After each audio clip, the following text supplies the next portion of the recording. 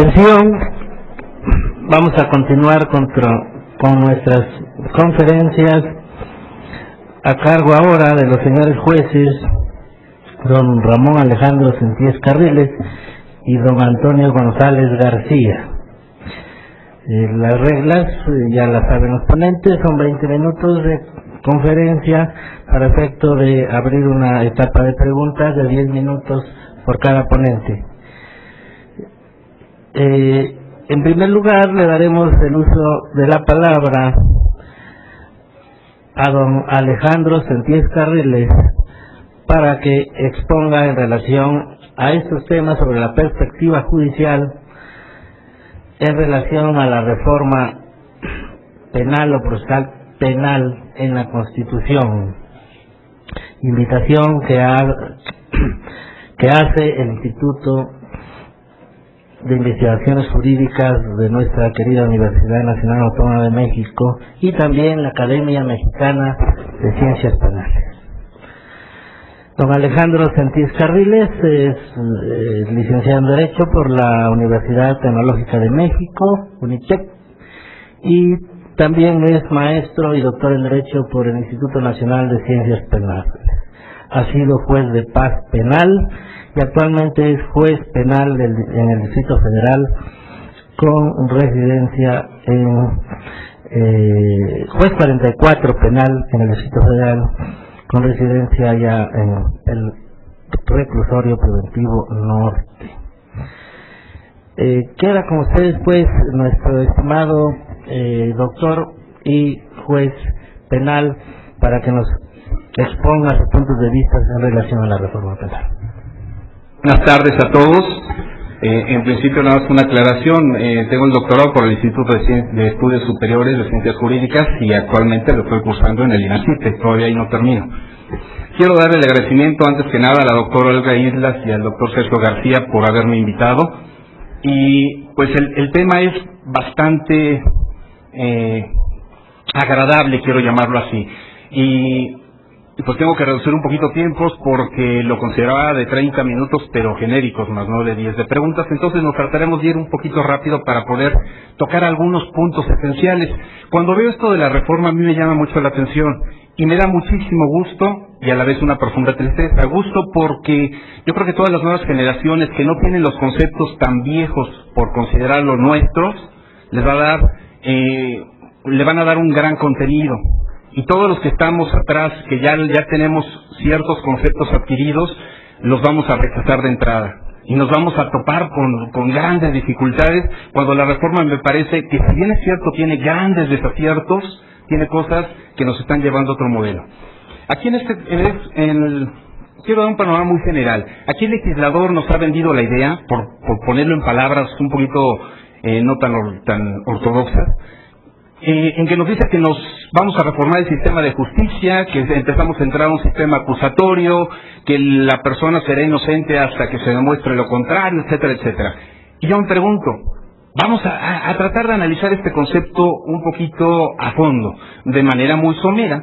Si nosotros vemos, eso son lo que nos está destacando el legislador, las dos premisas fundamentales, que es un sistema de justicia y características esenciales de un enjuiciamiento acusatorio. De manera que en el general tenemos que un sistema como tal, por ejemplo, tenemos 3 poderes en el país, en nuestro estado, o sea, propiamente. Entonces, el judicial parte de la idea de que ellos tienen la función de estructurar desde la comisión del delito, de vigilar hasta el cumplimiento de la pena. Este es un sistema, ¿sí? Entonces, la siguiente lámina. A ver, una más. Ok, a ver.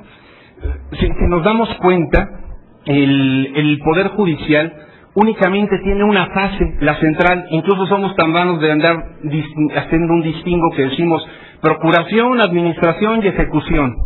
¿Por qué? Pues porque no tenemos ningún sistema. El sistema es juzgar nada más a las personas y punto. Ni lo investigamos ni lo ejecutamos. Entonces, partiendo de eso, no tenemos ningún sistema. Estaríamos creando un sistema que es cosa distinta. Un modelo acusatorio. Hablo sin entrar en controversias doctrinarias y que si uno dice que si un sistema acusatorio tiene características mayores, menores, etcétera. Un sistema acusatorio parte de la idea, es esencialmente parte de este sistema, en donde el órgano jurisdiccional tiene la visión genérica, estructura propiamente ese sistema con igualdad de partes al Ministerio Público y a la defensa. Esto es, el Ministerio Público lo tenemos arraigado, que es del Ejecutivo, pero yo les comento, o sea, en ese absurdo, podría ser igual que el Ministerio Público lo tuviera el Legislativo. Hablo nada más para ejemplificar, o sea, que la tuviera el Ministerio Público sería absurdo. Igual de absurdo tiene que ser en este momento que lo tenga un poder. ¿Por qué? Porque es parte de una estructura general de un sistema penal. Entonces el Ministerio Público no puede estar ahí. Hay facultades en donde el juez, el órgano jurisdiccional, solamente vigila, da forma a la legalidad y decide. El otro tiene una función específica, encomendada por el Estado, autónoma, de investigar, y la defensa tiene una estructura básica de defender. Es un sistema acusatorio genérico. Entonces, vamos a observarlo. La acusación, es distinta, el Ministerio Público de la Defensa. ¿Continuamos?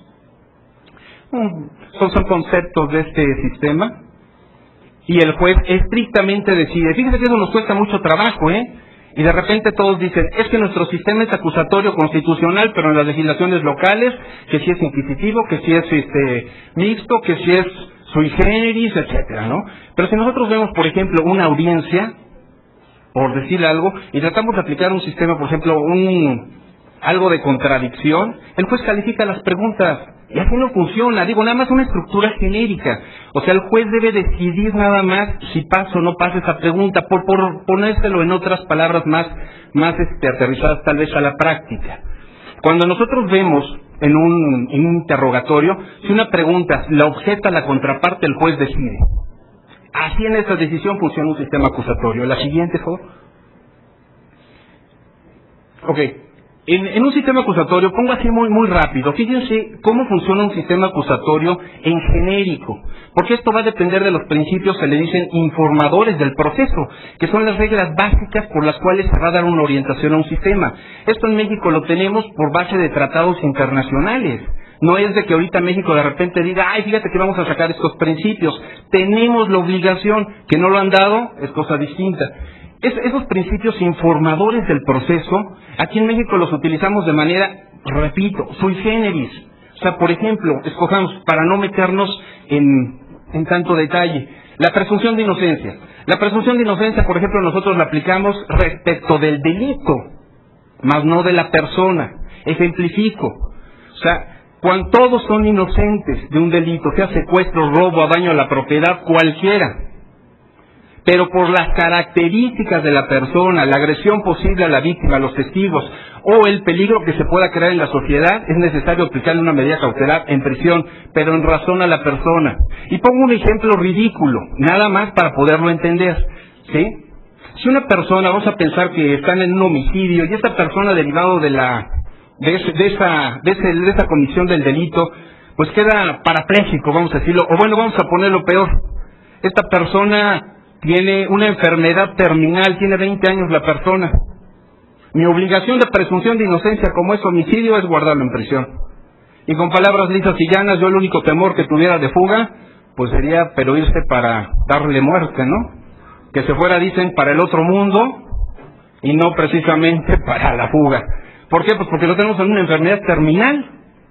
Entonces nosotros aplicamos esa presunción de inocencia en base al delito. Cuando vemos nuestro sistema nuevo, podemos observar que tienen catálogo de delitos. Entonces la presunción de inocencia sigue manejándola de manera curiosa, ¿sí?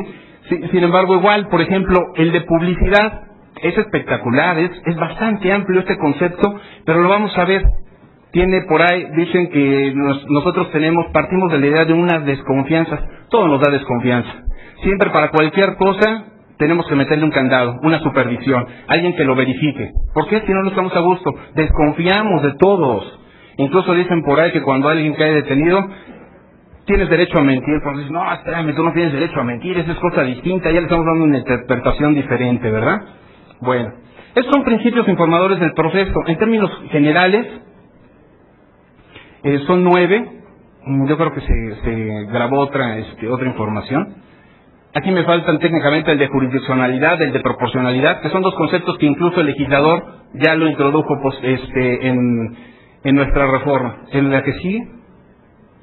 El artículo 16 constitucional sufre modificaciones importantes, como las relativas a disminuir el estándar probatorio para librar órdenes, redefinición de concepto de flagrancia, medidas cautelares de arraigo, delincuencia organizada, señala lineamientos que permiten la posibilidad de obtener medios de prueba, de comunicación a particulares, creación de los jueces de control, de las destacables.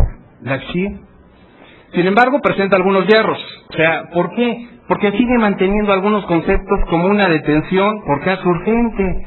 Caso urgente, ¿por qué? Porque la práctica nos ha dado que detienen para investigar cuando es investigar y luego detener, ¿sí? Ahora, fíjense que el concepto flagrancia me trae grandes dudas. Dice el legislador que se ha abusado de él. Y la flagrancia, si pensamos en ella, me dice el concepto que se ha asegurado inmediatamente.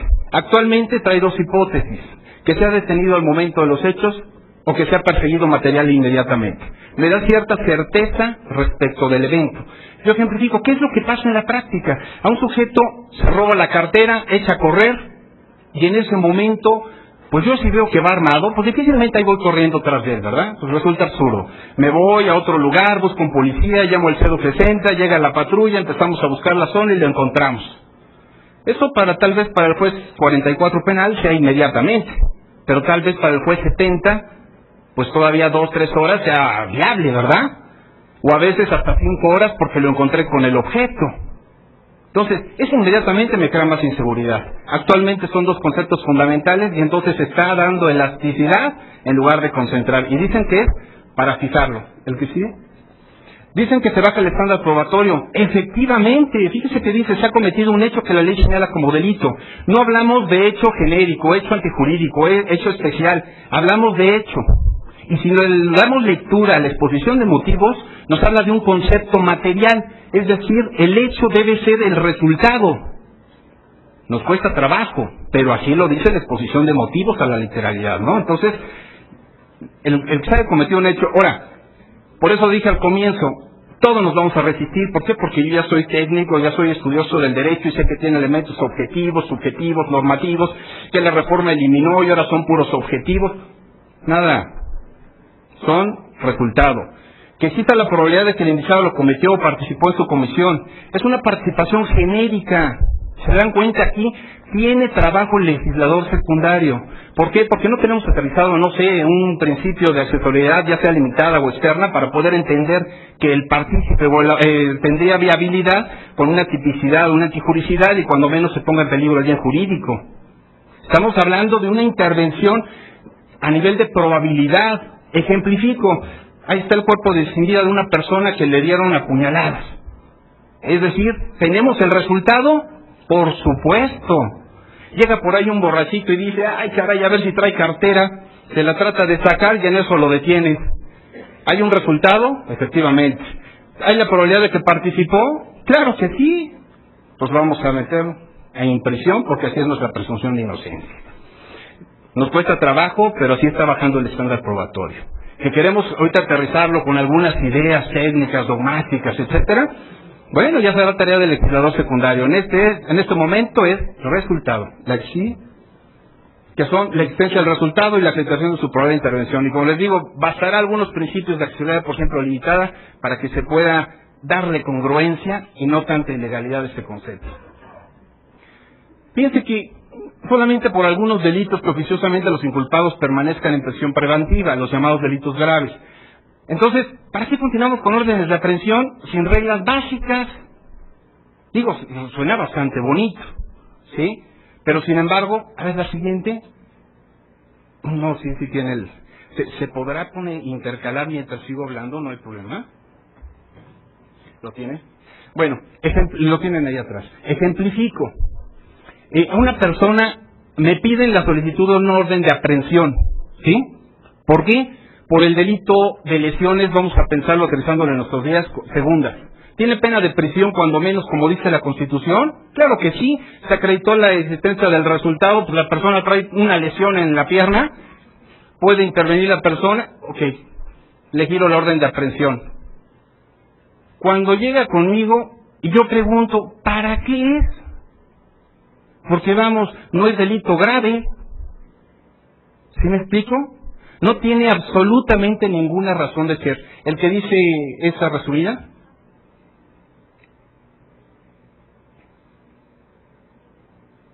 ¿sí? Entonces, ¿de qué caso tiene que yo libre un orden de aprehensión y lo traiga ante la autoridad jurisdiccional? ¿Para qué? ¿Para que ordene su libertad? Creo que nos faltan reglas básicas. O sea, esa orden de aprehensión puede ser lógica si la giramos por delitos graves.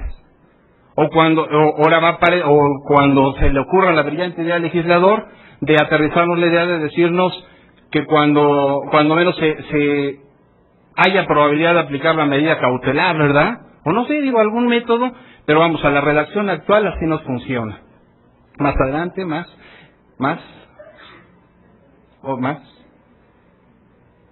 poquito más, ahí. Solicita orden de aprehensión, se acredita el resultado, se le cumple y ordeno la excarcelación. ¿Por qué? Pues porque no tiene razón de ser, no lo voy a dejar en prisión. Pero así está la literalidad de la reforma. Creo que son conceptos, se entiende. ¿Por qué? Porque el legislador no quiere, o al menos el Estado no quiere soltar algunas atribuciones esenciales que tiene, como es la procuración de justicia.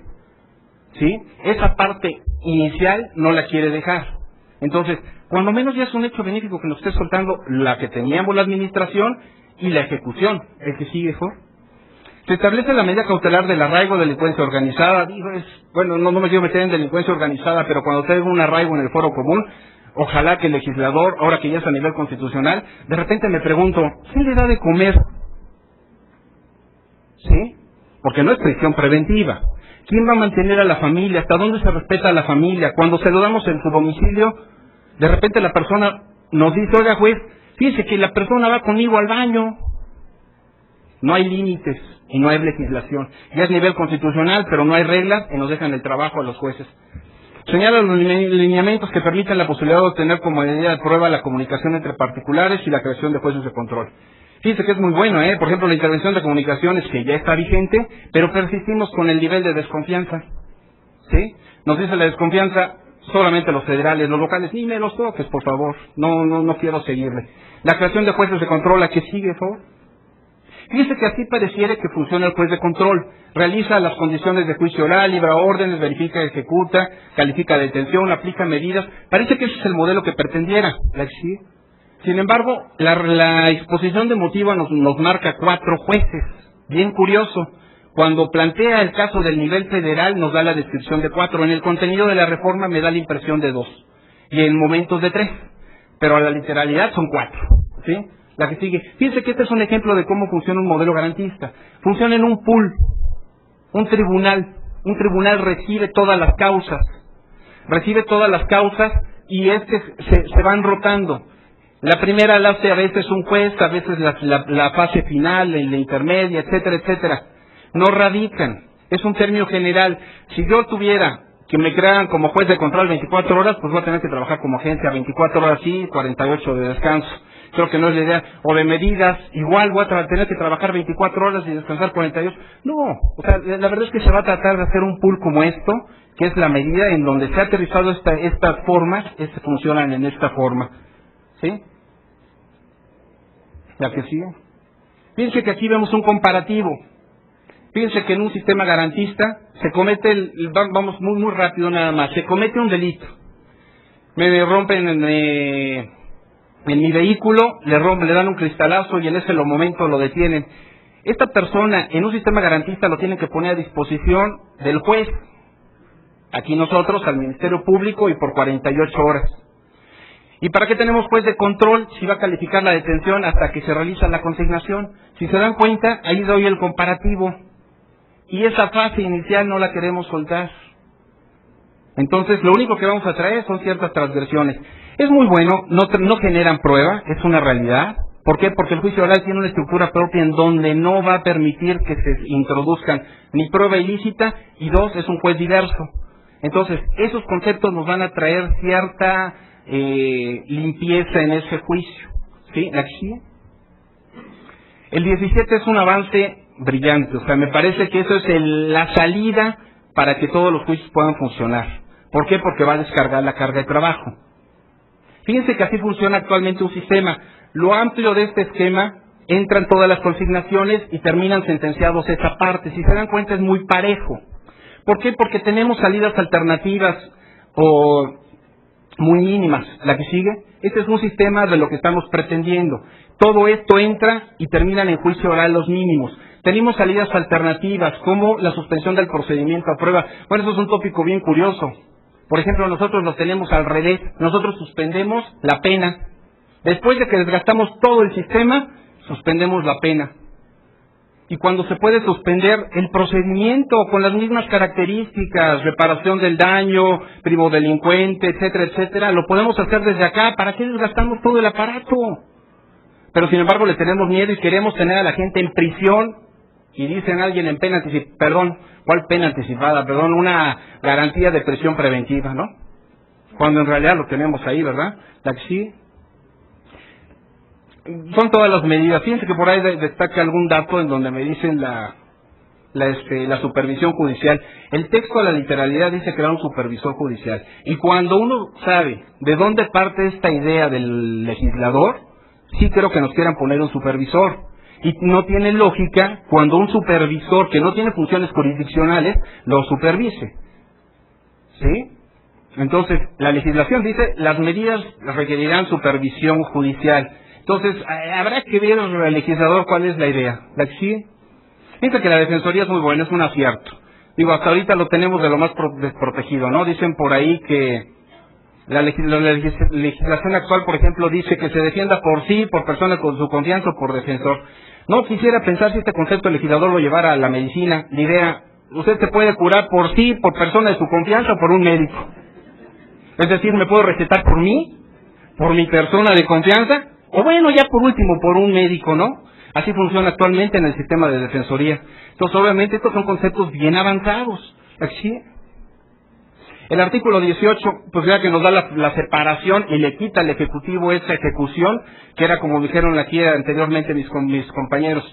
¿Qué es lo que pasa? Pues efectivamente, o sea, se da un rompimiento y eso de que yo imponga 10 años y a los 3 años compurgue la persona o le den un tratamiento preliberacional, salidas, etcétera, no tiene sentido. Aquí vemos un modelo actual. Se divide en dos fases y lo que podría ser un modelo reformado. Completamente tenemos procuración y ejecución, vamos ganando terreno, ¿verdad? La que sigue.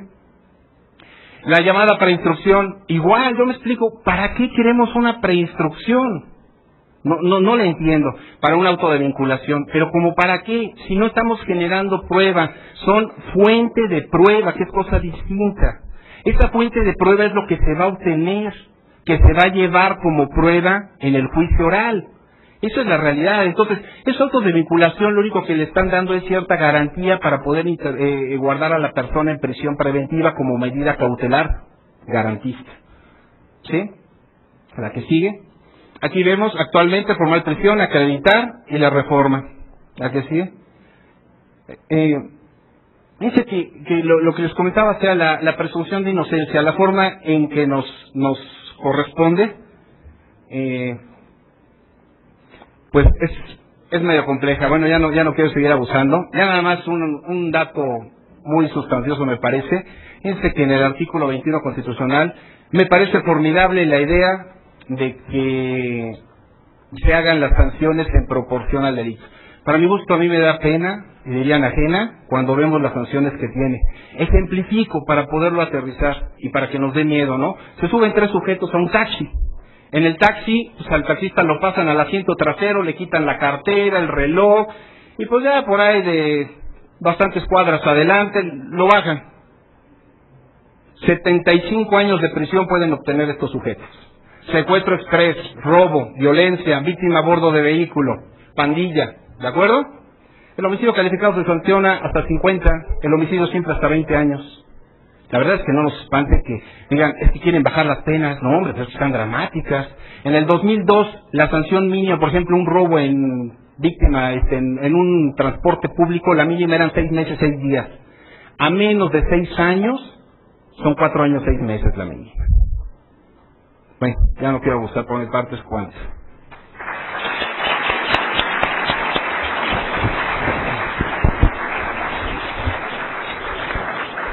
Pues como lamento hacerla de juez en esta ocasión y pasarle las tarjetitas de tiempo, pero yo no hice las normas, así es que a mí no me culpen. Si la reforma resulta mal, no vayan a culpar a los jueces, por favor. Tenemos ahora la intervención del señor juez de distrito, don Antonio González García. Él me pidió únicamente que les informara que él es juez de distrito, pero bueno, lo conozco desde hace mucho tiempo, tiene una maravillosa y extraordinaria carrera judicial en el Poder Judicial de la Federación y me consta de su gran talento y su capacidad y capacitación que tiene. Con ustedes pues, don Antonio González García. Muchas gracias. Muy buenas noches. Como lo apuntaba el magistrado Jorge Ojeda, desde 1993 no se elaboraba un proyecto de reforma tan ambicioso que implica la modificación de 10 artículos. Es por eso que agradezco al Instituto de Investigaciones Jurídicas de la Universidad Nacional Autónoma de México la oportunidad que me da para compartir con ustedes algunos temas que considero pueden ser de su interés. Consciente de la responsabilidad que implica mi intervención desde la perspectiva judicial, debo acotar que las opiniones que vertiré a continuación sí están encaminadas desde mi labor, pero que de ninguna manera constituyen la opinión del Poder Judicial de la Federación. Dada la amplitud y diversidad de temas que se incluyen en la reforma y las limitaciones de tiempo, considero necesario destacar un tema que me parece de vital importancia, que podría incidir en el éxito o en el fracaso de la reforma. Desde luego en lo que atañe al ámbito jurisdiccional. Debo establecer por principio que la experiencia nos dice que todos los sistemas tienen sus ventajas y desventajas, sus bondades y perversiones. Lo que sí es un hecho irrefutable es que ningún sistema ha demostrado ser infalible. En la iniciativa de reformas se sostuvo que el actual sistema de justicia penal ha sido objeto de recurrentes críticas y llamados a su modernización, tanto por parte de la sociedad en general como de organismos públicos y privados, nacionales e internacionales. Así, se adujeron entre sus principales vicios y deformaciones las injusticias, la falta de confianza de los órganos públicos, la lentitud de los procesos, la no presencia de los juzgadores durante el desarrollo de las diligencias, la poca claridad y transparencia de sus sentencias, etc. Incluso hubo quienes llegaron al extremo de acusar a los operadores del sistema como corruptos, adulteradores de justicia, inquisidores, ineficientes, entre otros muchos calificativos que utilizaron. El diagnóstico no es tan sencillo. Habría que ponderar con reserva estas afirmaciones sustentadas en percepciones subjetivas seleccionadas según el criterio de sus postulantes, sin rigor crítico alguno. Su potencial seducción radica en que muchas de estas percepciones pueden coincidir con las propias, pues existe la tendencia muy humana de considerar sabio a aquel que dice lo que uno quiere escuchar. Pero esta situación, sin embargo, no las hace confiables ni certeras, pues en la mayoría de los casos no se aporta algún elemento de convicción que sea útil para corroborar o desvirtuar lo que ya se pensaba. Como juzgadores, exigimos al sustentante de cualquier informe, en forma estricta y rigurosa, el control de afirmaciones. Es decir, que cada acerto se respalde con pruebas y argumentos para que sea aceptable. Lo que en estos casos generalmente no ocurre, o bien se utilizan muestras cuidadosamente seleccionadas que carecen de representatividad, no obstante lo cual se hacen generalizaciones, empañando y demeditando por igual a todos los que formamos parte del sistema judicial mexicano. Desde mi perspectiva, no se puede afirmar que el actual sistema, y menos aún que sus operadores, llámense policías, agentes del Ministerio Público, jueces, magistrados, sean los culpables de haber ocasionado la problemática que hoy vivimos, De ser así, tendríamos forzosamente que augurar el fracaso de la reforma, porque las nuevas mecánicas procedimentales serán confinadas precisamente a los mismos actores, con independencia de que en la propia reforma se regule su ingreso, selección, permanencia, profesionalización, promoción o remoción. Esto no quiere decir que desconozca la crisis de credibilidad que en la actualidad sufren las instituciones, que de una u otra forma están inmersas en el drama penal, así como el lógico malestar y repudio social que ello genera. Tampoco desconozco las exigencias de la Administración de Justicia, que cada vez son más crecientes, que la dinámica social actual genera un mayor número de conflictos que es necesario solucionar, pues el pueblo es más consciente de sus derechos y los reclama con mayor medida. Nunca se habló tanto de impartición de justicia como en la actualidad. Jamás se había cuestionado tanto la actividad jurisdiccional como se hace ahora. El Poder Judicial Federal no debe ser ajeno a los efectos de la globalización que experimentamos, ni a los cambios que está viviendo el país, por lo que estoy consciente que es necesario, al menos, perfeccionar los medios o vías para lograr que sea realidad el espíritu del constituyente, de dotar al pueblo mexicano de un sistema de justicia penal moderno, ágil, eficaz, que garantice la pronta, expedita, completa impartición de justicia, así como el acceso de los sectores menos favorecidos. Pero para responder a este clamor social de justicia, no se requiere solo de un proceso público, respetuoso y equitativo de los derechos de las partes, ni de la incorporación de la oralidad, de la publicidad, del reconocimiento de presunción de inocencia, de la garantía de defensa adecuada, etcétera, temas que, como ya se apuntó, habría que cuestionar si en realidad se trata de innovaciones.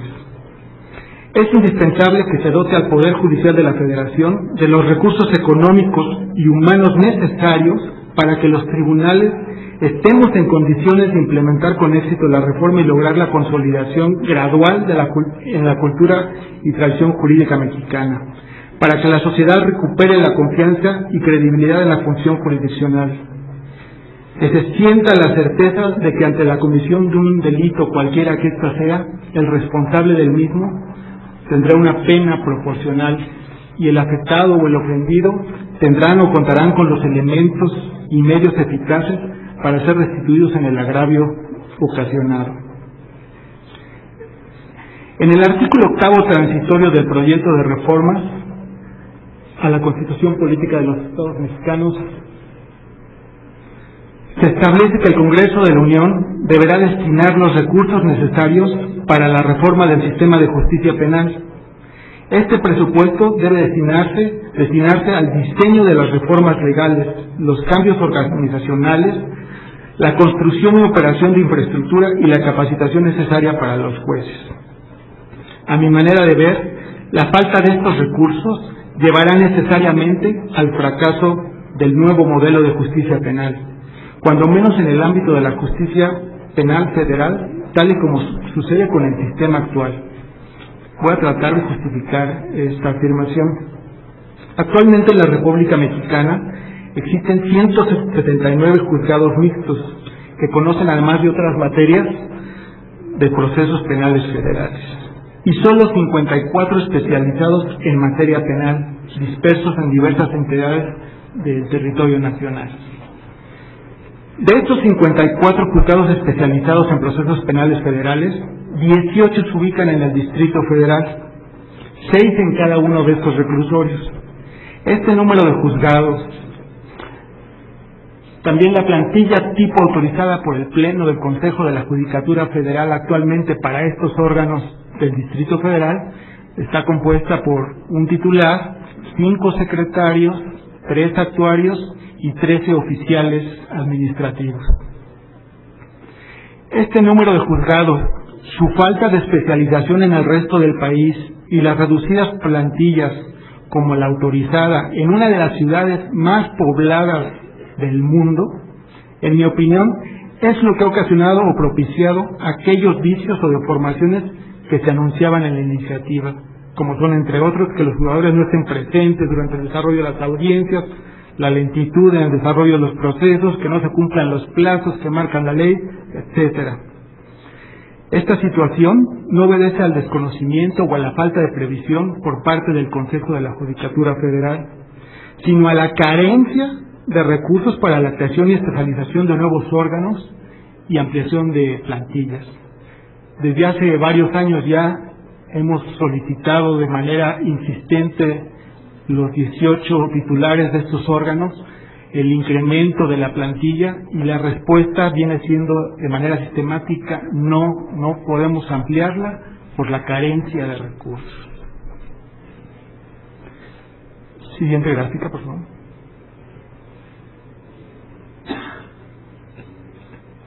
El ingreso de asuntos en los juzgados de distrito con sede en esta ciudad en los últimos años ha sido el siguiente. Si atendemos a los totales de cada año, entre 2002 y 2007, es evidente que el trabajo se ha incrementado en un 36%. Pero no solo eso, sino que también su grado de complejidad. Hace algunos años las consignaciones normalmente no revertían mayor problema. El 80 o 90% de estas consignaciones eran portaciones de armas de fuego sin licencia o reservadas para el uso exclusivo del ejército, algunos delitos contra la salud en las modalidades más elementales, ¿no? Los expedientes no rebasaban las 300 hojas. Esta problemática ya no es así. Ahora las consignaciones implican expedientes muy voluminosos, complejos, se consignan a más de una persona por varios delitos, ¿no? Y a diferencia de del ejemplo que citaba el magistrado Alejandro Sosa, en estos procesos el 90% de las personas no reconoce o confiesa los hechos. La excepción aquí es quien lo hace. Si atendemos siguiente gráfica, por favor.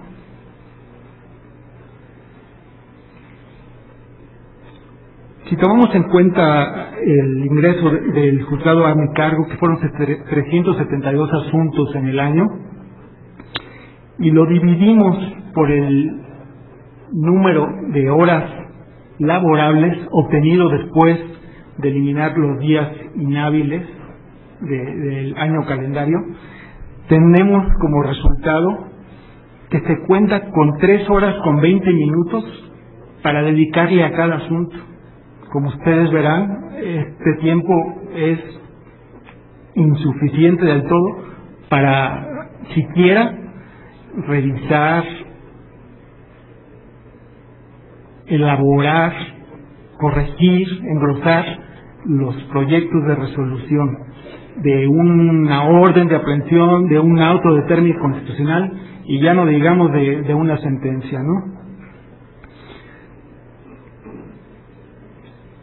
Máxime si se toma en cuenta que además se tiene que dirigir el procedimiento. En primer lugar, ordenar la erradicación, analizar la competencia, dictar todas las providencias que en forma oficiosa deben realizarse y elaborar muchos otros acuerdos y resoluciones.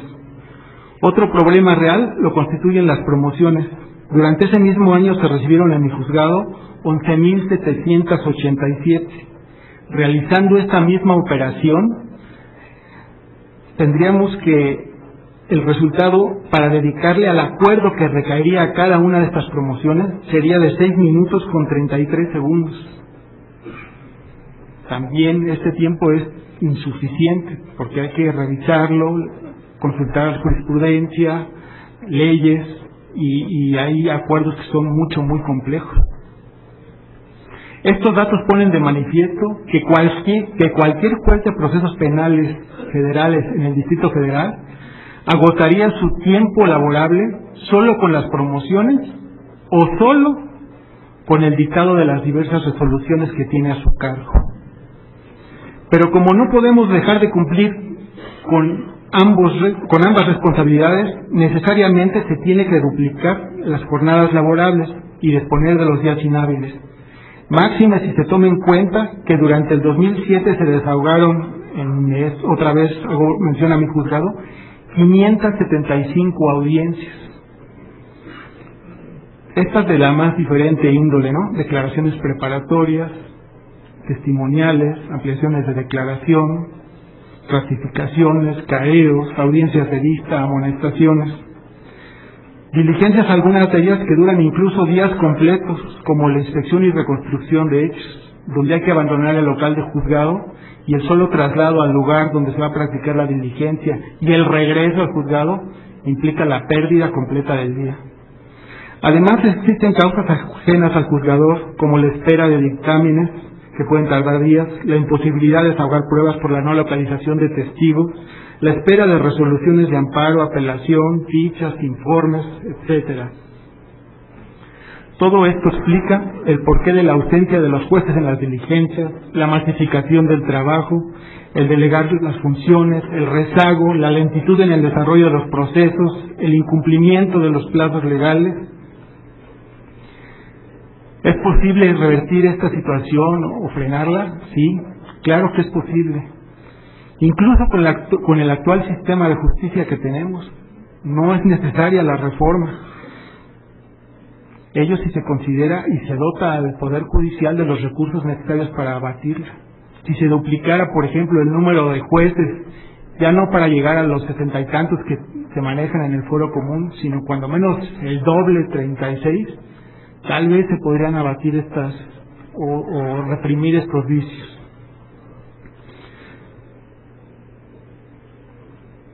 Pero honestamente pienso o dudo que se dote al Poder Judicial de los recursos necesarios para solventar esta reforma.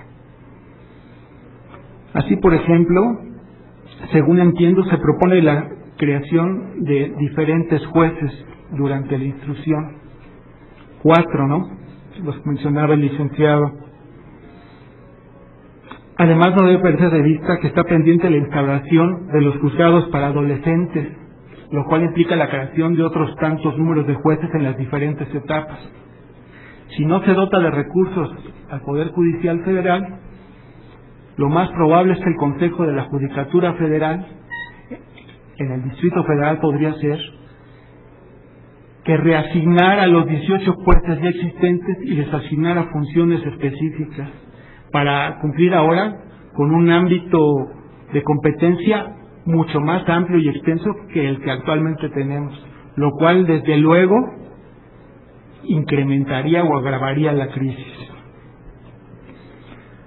Otro ejemplo son los procedimientos orales que se proponen, que requieren de dignidad escénica para que se cumplan con los fines de proximidad y respeto a la personalidad del procesado y los derechos que les corresponden.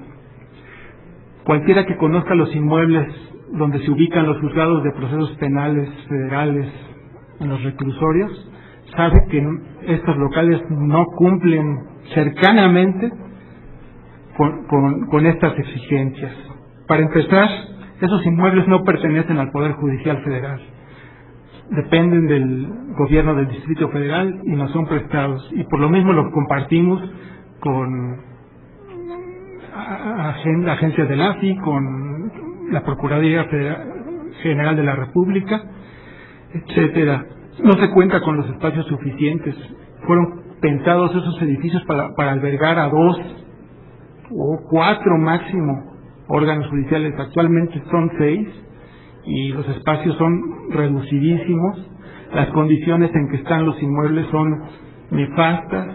Hay problemas de ventilación, de iluminación. Las condiciones de higiene son deprimentes. Los internos acostumbran usar las rejas de prácticas como migitorios, entonces se imaginarán el olor perenne en este tipo de juzgados. Como conclusión podemos apuntar que en el ámbito de la justicia penal federal, si no se dota al Consejo de la Judicatura Federal de los recursos necesarios para implementar la reforma, esta no solo no tendrá éxito, sino que incluso generará una crisis mayor de la que se pretende remediar. Personalmente, asumiendo la actitud más progresiva que puede presidir la actividad del juzgador, sinceramente espero que la implementación de este nuevo sistema penal tenga éxito. Desde luego que nos esforzaremos porque así sea, acorde con las exigencias del principio de legalidad. A ello debemos aspirar todos y cada uno de los miembros del Poder Judicial de la Federación. Muchas gracias.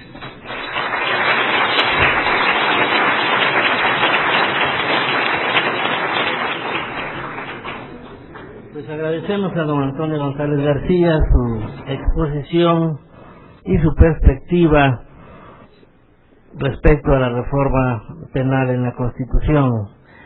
Creo que han quedado muy claras las inquietudes de los jueces respecto a estas reformas y ustedes se las llevarán muy grabadas en sus mentes.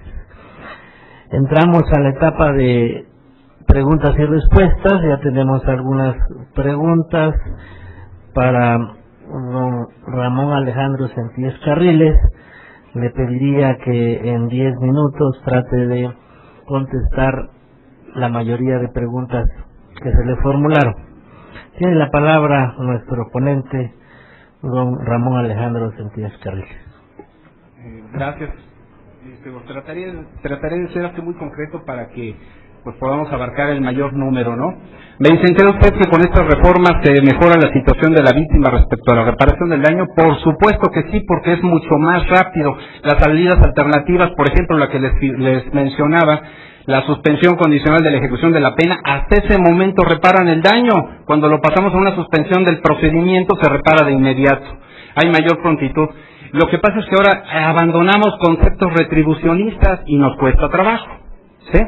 El arbitraje y la mediación son salidas alternas al proceso. Lo mismo, tenemos que dejar la retribución y optamos por otras exigencias para poder darle salida a todos los procesos. Fíjense que si pensamos en el modelo de Chihuahua, que es exitoso en algunas cuestiones, sería cosa de entrar a tocar algunos puntos esenciales. Hasta el mes de septiembre Chihuahua llevaba un juicio oral. El éxito de la reforma, pues no es el juicio oral, es todo lo de atrás. Que lo del juicio oral es excelente es otra cosa, pero todas esas salidas anteriores son lo que nos van a dar la solución pronta.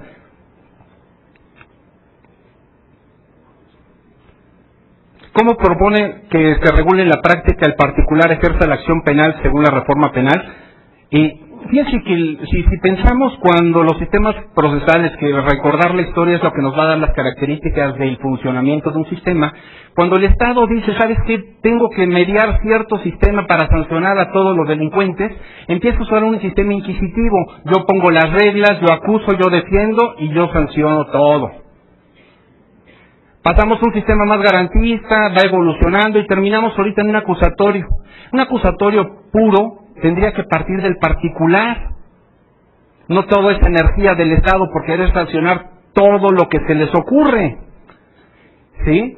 Tenemos que preservar un tanto cuanto, en un sistema acusatorio puro hablo, Entonces tenemos más hacia el particular que hacia los bienes del Estado. Como juez, que espera del papel de los abogados para que prosperen los medios alternos? Fíjense que ahí es profesionalismo, conocimiento de la ley y no todos sean inocentes. Fíjense que cuando vemos los asuntos en la práctica parece mentira y yo veo de los expedientes y de repente todos los abogados me pretenden establecer la duda. La duda es para el juzgador. Lo que puede operar no nada más es la duda, la insuficiencia probatoria, las excluyentes de responsabilidad, salidas hay cientos. Y de repente todos quieren pensar que su cliente es inocente. A veces dicen que es una negociación pactada. No, no es una negociación pactada, es congruencia. Si yo tengo un enfermo con algo terminal, no quiero pretender que se salve, ¿verdad? Le voy a dar una vida más decorosa. Cuando tengo un delincuente que es culpable, pues le voy a dar una salida que pueda ser un poco más adecuada a esa situación. Digo, estoy comparándolo con algo médico, no todos se tienen que salvar. ¿Es triste? Sí es triste. Pero pues, ¿qué le hago? O sea, lisa y llanamente va a partir de ese profesionalismo del abogado. ¿Por qué? Porque si fueran médicos quisieran salvar a todos, ¿no? Si me impone una pena de 10 años, entonces no tendría un derecho a ningún beneficio penitenciario con el juez de ejecución. Fíjense que aquí hay un concepto bien interesante. No necesitamos penas altas, necesitamos penas reales. No es lo mismo que yo le diga a la persona, te vas a quedar 5 años en prisión porque cometiste un delito, y 5 años son 5 años. No 5 años es 1 año. ¿Sí me explico? Entonces, si hacemos una reestructuración de los delitos, de las sanciones que puede tener cada uno de ellos, va a ser mucho más viable. Si ahora con las reformas se otorga al juez la facultad de decidir qué delitos ameritan pena de prisión preventiva, ¿no estamos regresando al llamado derecho de autor? No, definitivamente no. Fíjense que tenemos dos conceptos que son bien interesantes, la peligrosidad y la culpabilidad. La peligrosidad mira hacia el futuro. Es decir, yo sanciono porque el sujeto puede ser peligroso a futuro. La culpabilidad ve al pasado, es decir, por lo que hizo. La reforma va estructurada hacia el pasado, no hacia el futuro. Entonces no hablamos de peligrosidad, hablamos de culpabilidad. Incluso esa es la orientación que nos están dando en la reforma, porque habla de que se acredite la culpa. Fíjense que la culpa es la capacidad de que se debía conducir, la capacidad de que podía conducirse y ese conocimiento potencial de lo antijurídico. Esas consideraciones van a marcar nuestra reforma, que son los lineamientos esenciales, y vamos a ver hacia el pasado y no hacia el futuro. ¿Qué ocurrirá con los jueces penales del Distrito Federal? Pues espero tener trabajo. No, es muy amplio. O sea, fíjense que no necesitamos más jueces. Fíjense que el modelo... yo tuve oportunidad de estar estudiando una pasantía en Chile. Yo tengo cierta resistencia a este cambio, como lo dije, pues por ser gente adulta en este sistema. Cuando uno ve algunos beneficios, nos cuesta trabajo, porque me da tristeza, porque en México difícilmente algunos conceptos se pueden llegar a aterrizar. Y cuando vemos que el legislador le mete mano a estos conceptos y los destroza a todos, pues nos espanta, ¿verdad? Entonces, yo creo que una reestructuración, fíjense que, por ejemplo, no es precisamente, fíjense que nos venden la idea de la oralidad. La oralidad no es un principio, la oralidad es lo que regula los demás principios. Entonces, cuando nos venden la idea de una oralidad, pues partimos de un concepto equivocado. Cuando nos dicen, es que ya tenemos un sistema oral, no, eso no tiene nada que ver. Vamos a partir de cuestiones diferentes. El sistema es no generar prueba anteriormente. Cada quien se centra a investigar, a defender, y el juicio oral va a ser la esencia. ¿Por qué? Porque lo va a conocer un juez sin nada de antecedentes. Y todo lo que se desahogue en este momento. Fíjense que el funcionamiento de esto, les digo que si me rompen el cristalazo en un vehículo, lo que pasa en un sistema garantista es que en este momento el policía me toma mis datos, me dice qué vio, lo anota, le da informe al Ministerio Público y presenta al inculpado ante el juez. En base a eso el Ministerio Público decide si lo investiga o no y si pide medida cautelar o no. Si se dan cuenta, no se generó ninguna prueba. Y después de una investigación que interviene la defensa, va a poder determinar si ejercita acción penal, si lo lleva a juicio, si no lo lleva a juicio. Tenemos algún beneficio. En la reforma hay dos conceptos muy interesantes, que es el juicio abreviado y el juicio simplificado. Son dos conceptos muy interesantes que el abogado va a tener salidas muy completas. ¿Por qué? Porque aquí el sujeto puede reconocer el hecho o reconocer su participación, que son cosas distintas. Yo puedo reconocer el hecho de que atropellé a una persona. Claro que sí, lo atropellé, pero yo no tuve la culpa. Eso es aceptar el hecho. Y me pueden llevar a un juicio muy cortito. O puedo decir, sí, yo soy responsable. Fíjate que en ese momento iba tomando un refresco, una torta, agarrando al niño, etcétera. Y entonces, pues sí me da la pauta de que yo digo, sí acepto mi responsabilidad. Entonces, estos dos son juicios, abreviado y simplificado. Me dan la pauta para poder tener salidas inmediatas, rápidas. ¿Sí? Me dicen entre las preguntas, ya me marcan tiempo, perdone, si estoy a favor o en contra. Yo la verdad es que estoy a favor. Me parece excelente el sistema, que tiene grandes deficiencias, es cierto. Y que nos va a todos los operadores, nos va a tener, dijéramos, si fuéramos teléfonos, hay que cambiarnos el chip y ponernos el otro. Por supuesto. ¿Sí? ¿Por qué? Que desaparezca la libertad provisional. Ay, espérame tantito, no lo entiendo. Que desaparece la declaración preparatoria.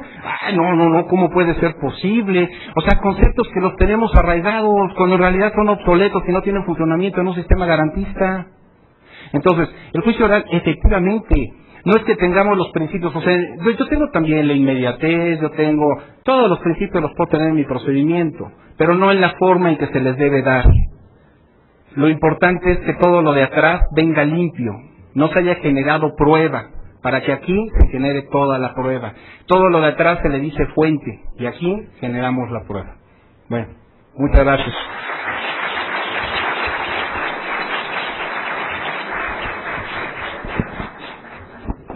Damos la palabra al juez de distrito, don Antonio González García, en relación a las preguntas que se le formularon. Gracias. En una de las preguntas se me cuestiona, ¿el juez de control debe ser distinto al juez de proceso? La reforma no dice que sea distinto a este. En el proyecto de decreto de reforma que adiciona las diversas disposiciones, se dice textualmente, el juez de control se hará cargo del asunto una vez vinculado a proceso el indiciado, hasta el auto de apertura a juicio. Un juez o tribunal que no haya tenido contacto con la causa llevará a cabo el juicio oral, y un juez ejecutor vigilará y controlará la ejecución de la pena. De este apartado yo entiendo que sí, necesariamente deberán ser distintos los jueces que resuelvan cada una de estas cuestiones, aunque podría darse la posibilidad que mencionaba nuestro compañero de que se creara un pool y que cada uno asumiera una función específica, aunque no fuera en un mismo, respecto de un mismo inculpado o un mismo proceso. También se me pregunta que si presido todas las audiencias. Desde luego que no, por las razones que les estoy exponiendo, es imposible estar en todas las audiencias.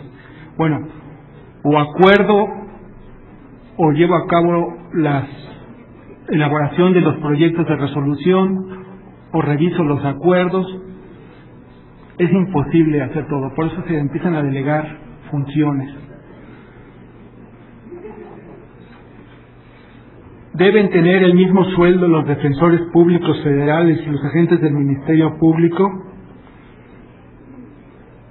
La reforma habla de que los homologarán, y si yo hablé de las dificultades que tenemos en el Poder Judicial para afrontar la reforma, imagínense ustedes las que tiene el defensor público adscrito al juzgado, que es una sola persona, que no cuenta con secretarios ni oficiales en el número que nosotros contamos, o los ministerios públicos, que en algunos juzgados llegan a ser excepcionalmente 2, pero que la mayoría tenemos tan solo uno adscrito. Desde luego que la retribución debe ser acorde al trabajo y a la labor que desempeña, ¿no? ¿Usted cree que el sistema actual solamente necesita más recursos y más personal para funcionar de manera eficaz? Yo hablaba que todos los vicios y deformidades que se adujeron para justificar de alguna forma la iniciativa sí podrían solventarse si se contara con los recursos suficientes para incrementar el número de juzgados, el personal y las plantillas. ¿Cuál sería la óptima? Que se me hace en otra pregunta, en otras tarjetas. No lo sé. Mucho de esto es cuestión de estar probando, pero lo que sí sé es que la plantilla actual es insuficiente y el número de juzgados que se tiene en el Distrito Federal no es el óptimo para afrontar la carga de trabajo que actualmente tenemos. Y había alguna más que ya no me parece que son todas.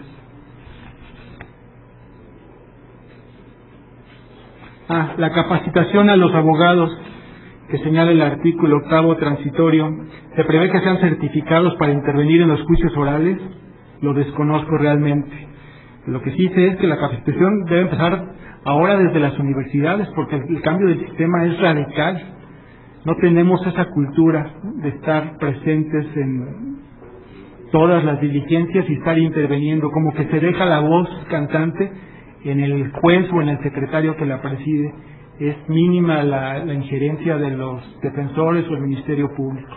Y aquí el sistema exige otro tipo de actitud. Sí.